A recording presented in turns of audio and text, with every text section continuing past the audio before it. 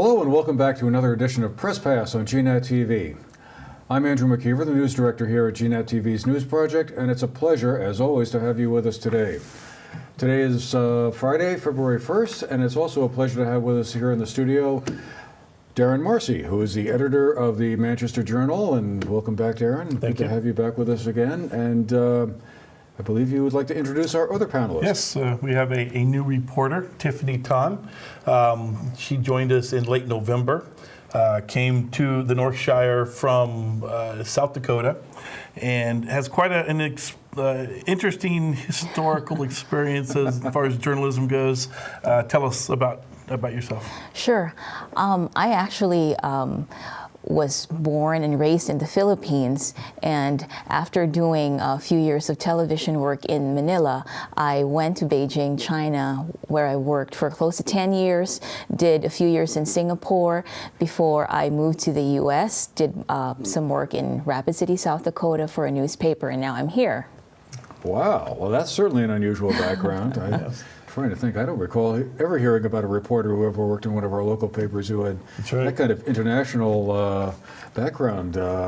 That's terrific. She has some broadcast experience. She might come help you out a little bit. All right, so is she looking for a new job? Is that what you're trying to tell me? No, hopefully not. We just got her. We're glad to have her. Okay. She's splitting time between us and the Bennington Banner, Okay. Covering a great deal of things, but she's able to split some of that geographical difference between us that I think has been missed in the past. So. Terrific. Well, welcome. Thank you. Glad to be here. Glad to have you with us today. Well, like I said, February 1st already. About a month ago before town meeting, season begins in earnest. And, you know, I guess what seems to be kind of interesting is we have a couple of elections that we can talk a little bit about here. Some of the select board seats in Manchester and a few other towns here. Who is up for election in Manchester this year on the select board? Well, in Manchester, we've got two seats. Jan Nolan, her seat is up for election this year. She is the only candidate to file a petition, so she at this time is running unopposed unless somebody decides to run a write-in campaign. And then we have another seat, Stephen Nichols. His seat is also up. I think everybody expected him to run for re-election. In fact, I was told that as of Friday, before the Monday deadline, he was inquiring as to some details about the petition requirements. But Monday deadline came and went, and no petitions. So we have an open seat, completely no candidates, which I think is fairly rare. And there's usually quite a bit of interest in those seats. And in fact, there is already some interest. We have a gentleman, Todd Nebraska, currently in the Planning Commission, who, as we've understand it, we've got it from very good sources that he is planning to run and is mounting a write-in campaign. So there will be at least somebody ready to fill the seat if he doesn't get challenged. Interesting.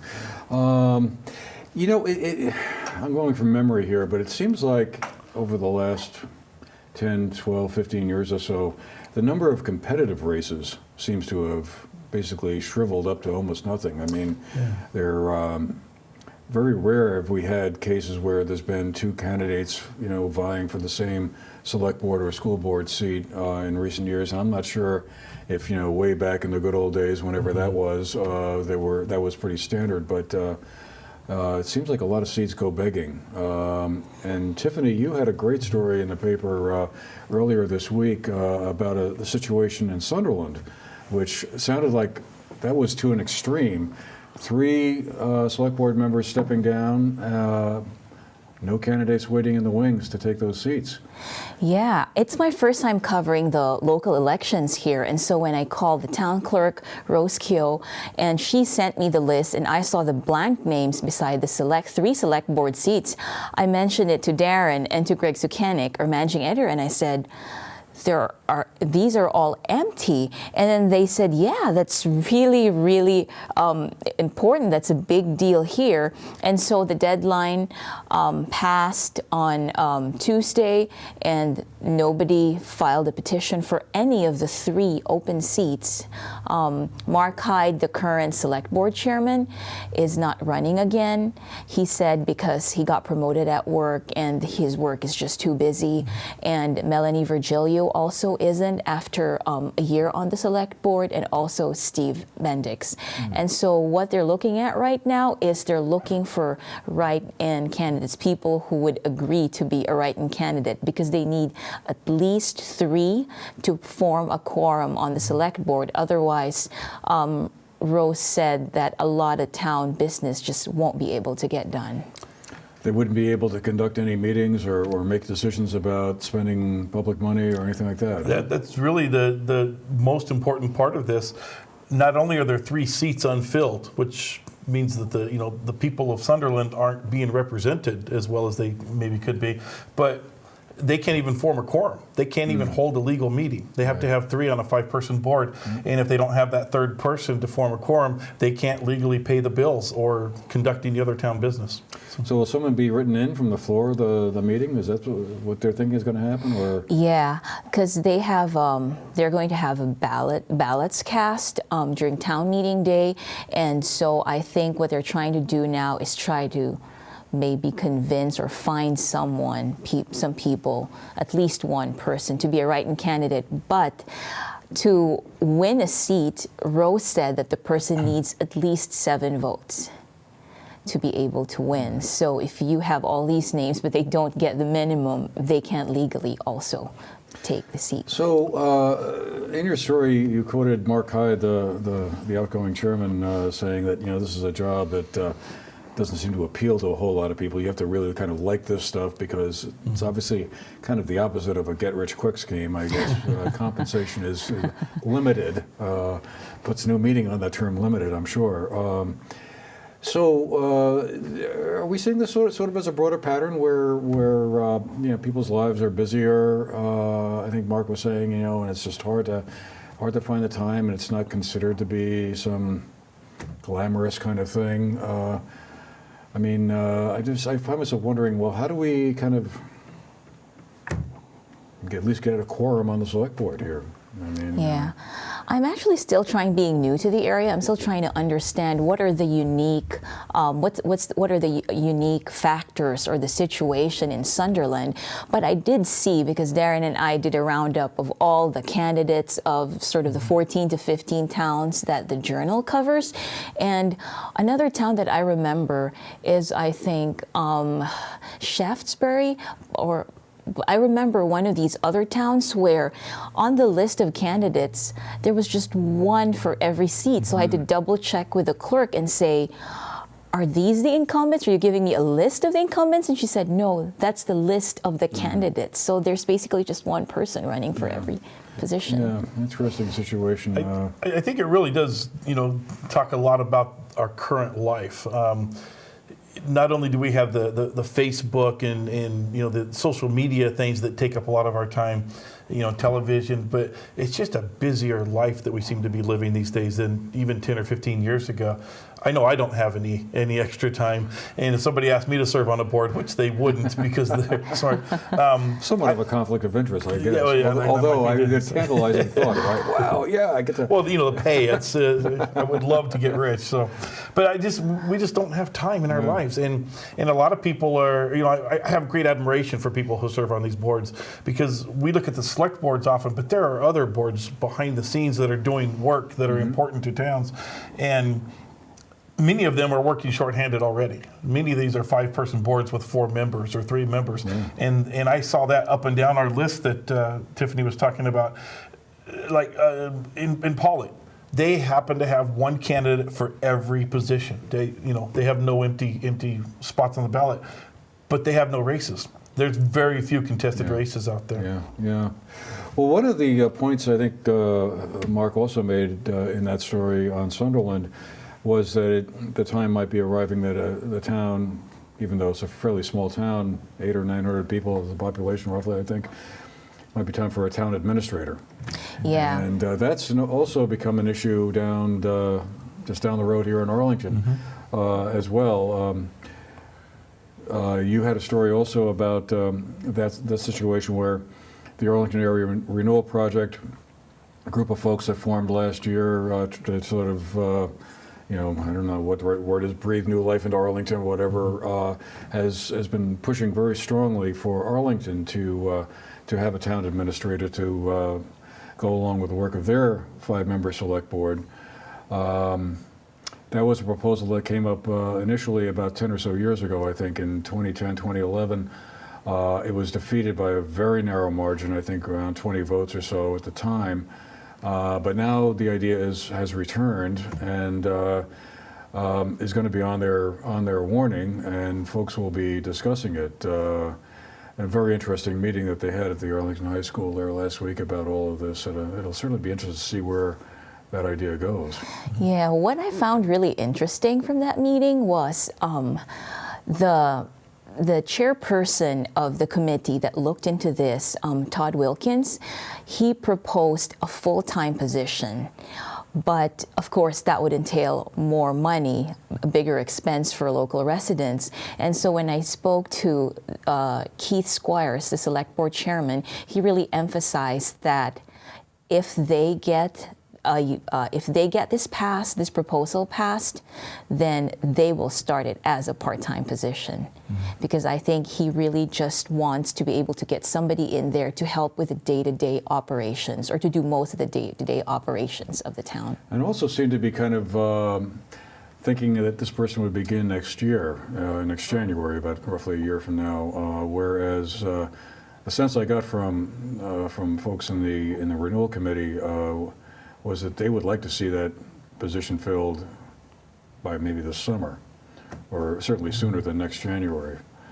So that's going to be an interesting discussion, I think, at the Absolutely Arlington Select Board at the town meeting. We have a commentary in this week's paper from an Arlington resident, Don Keelan, and Don is adamantly against spending money. And he's a very fiscally conservative guy, but he is supporting this idea. He says this is money that we need to spend to improve the town. So it's creating some interesting changes in perspective, at least in some people over there. So, well, I think we're going to likely see a lot more of these sort of town administrative positions being proposed because of the fact that it's so hard for people to volunteer or step up for the town offices. Changes are happening. Before we leave town meeting related stuff, though, I just had a quick look here at the warning for the Manchester town meeting. Just got that a couple of days ago. What struck me was that there seemed to be kind of nothing on here that was like one of those sort of likely to provoke an intense hours-long conversation at the meeting, not in terms of like a controversial kind of subject. In the past, it seemed like there's always been one or two things that you had some folks fired up about. I mean, the one that struck me as potentially the most likely to prompt a conversation, and now that I'm about to say this, it'll probably not happen that way. Let's see, this is March 2nd, just for all of you watching this, so you can note in your calendars, 1 o'clock at the Manchester Elementary Middle School on March 2nd. yeah, that's a Saturday. Just a Saturday. So you can make it if you work.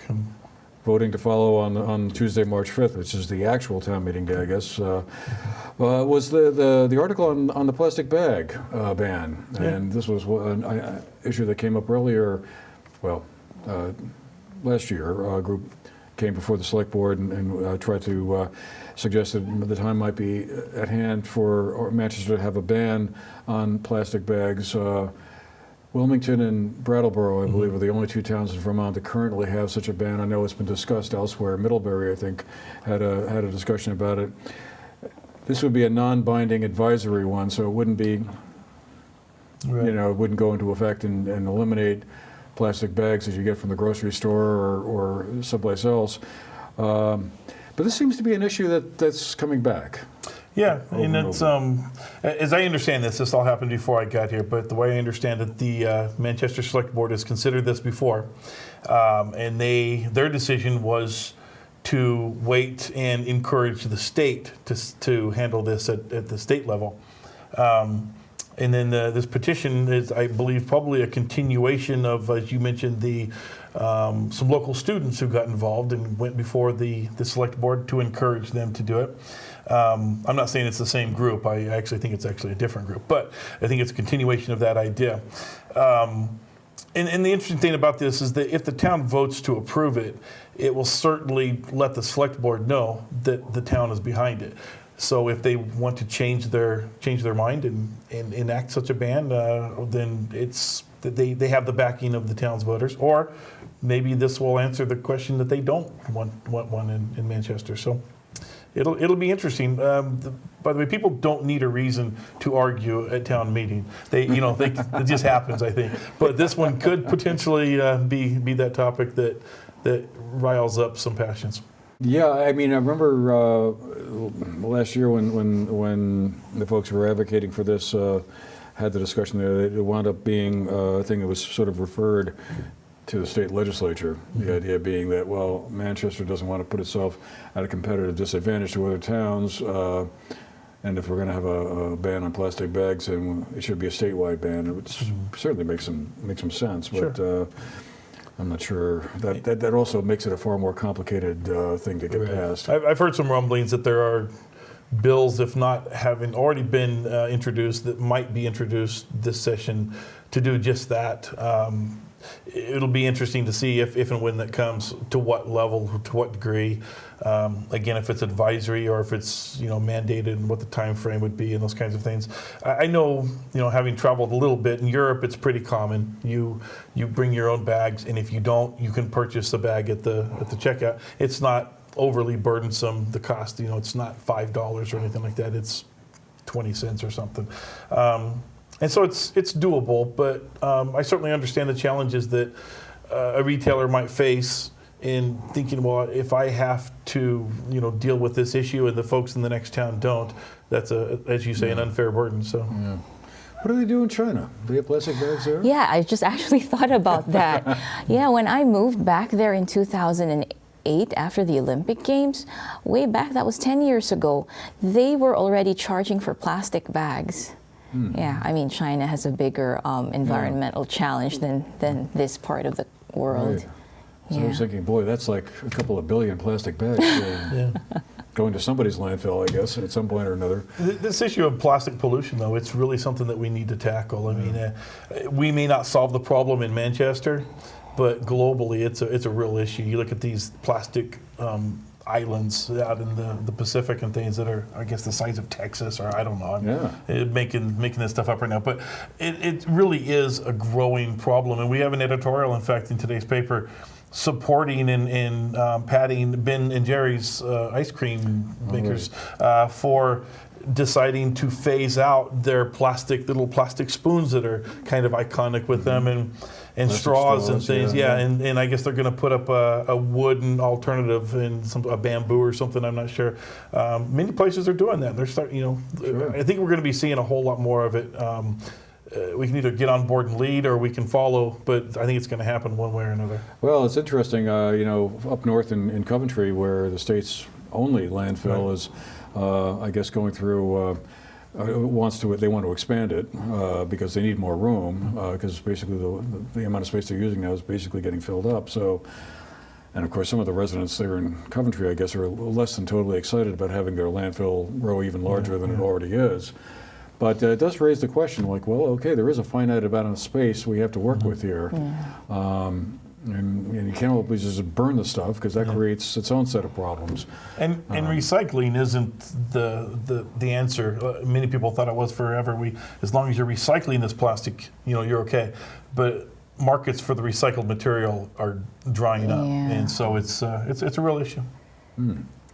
Well, we have a few minutes left. I guess I'm just wondering, Darren, what do readers have to look forward to in this week's journal? Are there some stories you'd like to talk about that you folks have out in the paper that you published yesterday? We've covered many of these issues that we've talked about already. I'd say the one big story that we have in the paper that we haven't talked about yet, it was the recent tragic death of a Sunderland woman, Daryl Davis. by all accounts, a very well-liked, loved, appreciated woman who made a real difference in the area with her fostering children. She, like I said, died unfortunately Tuesday in a crash in Londonderry on slick roads. Appears to have lost control of her car and slid into the path of another vehicle. Police investigation has showed that. And this was right on Route 11? Yeah, it was right on Route 11, just east of Londonderry. And the impact of her death has really been, it's been hitting my email and Facebook and those kinds of things for the last couple of days. People are really, the headline or the line in our paper said, the world's going to miss this woman. She really made a difference. Kids, she sent many kids through Long Trail School, foster kids and biological. She currently has at least a son in Burton right now. So there's her, the pain of her death is felt throughout the community. And like I said, I've been getting emails from people all over talking about what a wonderful woman she is. And they do have a GoFundMe set up to help the family because she has, I think I've got this right, 4 kids and a foster kid right now that she leaves behind. And sadly, she lost her husband in 2009 in a fatal crash up in Brandon. Daryl and her husband and 5 foster kids were in a crash, and her husband and one of her foster kids was killed. She and one of her remaining 4 foster kids were transported to Dartmouth by helicopter. They were injured pretty severely, and the other 4 were hospitalized at Rutland Regional. So it's really sad that this has hit that family again. And like I said, the impact is reverberating. Yeah, that's really tough, and the fact that she lost her husband, as you say, 10 or so years ago, and under kind of similar circumstances, is like eerie almost. Meanwhile, up in Montpelier, the state legislature is back at work. We had a group of 3 of our area state representatives here Monday for a fairly wide-ranging talk about some of the big issues that are going on up there that I think everyone down here will want to be following as well. Family leave, minimum wage, tax and regulation of marijuana seem to be three items that are high on the legislators' list at the moment. All will be, I think, very interesting discussions about where the state will go. The one that seems like most likely to kind of bubble up or come before the House and Senate earliest is probably the tax and regulate question. And there we have one of our local state senators, Dick Sears from Bennington, pushing for a tax and regulate system with a 10% excise tax.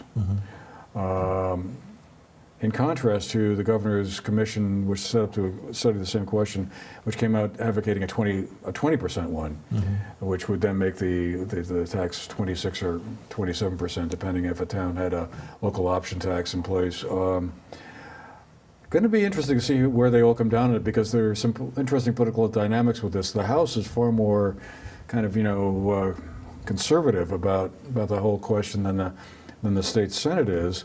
And there you have, in the House, you have the House Speaker, Mitzi Johnson, who's a Democrat, kind of siding with the governor, actually, on the issue of roadside testing, the fact they don't really have a good test to determine whether or not you're impaired or not, because the chemistry is so different from alcohol, which they do have a pretty good test on. But it's going to be quite interesting to see where they come down on this, because so many other states around us are kind of getting into that game. Massachusetts, Maine, New York.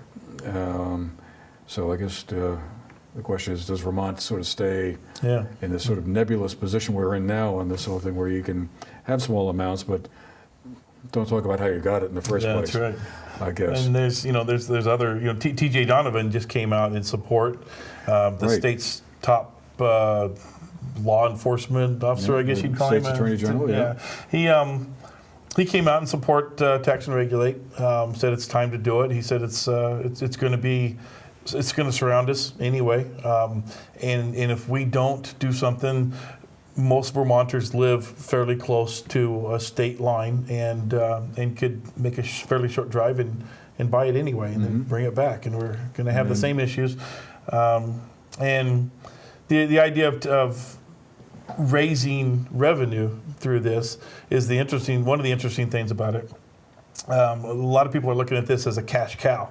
They've seen big numbers coming out of Colorado and things and thinking this might be the answer to our budget problems. I don't know, but there's a lot of interesting questions about it. Yeah, it's hard to see where they would generate that much money to make it a real game changer. I mean, the state of Washington apparently has realized over $300 million in new revenue from this, but their excise tax, it's interesting, is set at 37%, much higher than what's being talked about here. That sounds like a lot, but then if you go to buy a pack of cigarettes, the excise tax you're paying on that is 92%, which of course is another. The governor also wants to do that as well on those e-cigarettes, but it almost effectively doubles the price of what you're paying for your pack of cigarettes. So I suppose maybe 26% doesn't sound that crazy, but. I don't know. I mean, as I've looked into this a little bit, but by the time you get done paying for the cost of the regulation and the cost of the law enforcement, and the cost of the testing, and the cost of the education programs they want to implement, so that we don't have a lot of teenagers going, "Oh, I can do this now," and it's no big deal after hearing for years and years and years marijuana was bad for you. Now all of a sudden it's legal. What does that mean? It raises an interesting question, I think. But as I say, a couple of things on the taxes. 92% on a $3 or $4 or whatever dollar product is different. I don't know what the going rate is for marijuana these days. I don't do those things right now. But I would imagine 20% of $20, $30, $40 is a bigger hit or bigger revenue streams. But yeah, I have heard some talk of folks saying that if you tax it too heavily, if the price is too high, people are just going to go back to the street. Right. So, and there's supposedly 80,000 Vermonters, something like that, are currently smoking marijuana. So, it's very interesting. Yeah, trying to find the sweet spot between what's high enough so that it generates enough revenue to make it all worthwhile and offset whatever costs may come into place, without but still making it inexpensive enough so that people don't go to the black market anymore. It'll be an interesting thing to find. But anyway, so next time you're back here, Tiffany, we're going to have you talk about the press in China, I think, or something like that, or the Philippines, and how that works and all of that. That would be fascinating, interesting discussion, I would think. Well, that's about all the time we've got today. So I want to thank both of you, Darren Marcy and Tiffany Tan, for being with us here today and bringing us up to date and what's been going on around the area. And we'll look forward to reading about all these stories and following the run-up to town meeting as well in the Journal and the Banner and anywhere else. I guess we should be reading the Brattleboro Reformer as well. Absolutely, please. Keep Mr. Sekenik happy. Yes. All right. Well, thanks again for all of you for watching and being with us today. Pleasure to have you with us as always. Hope you found the discussion interesting and informative, and we'll see you again next time. Have a great day.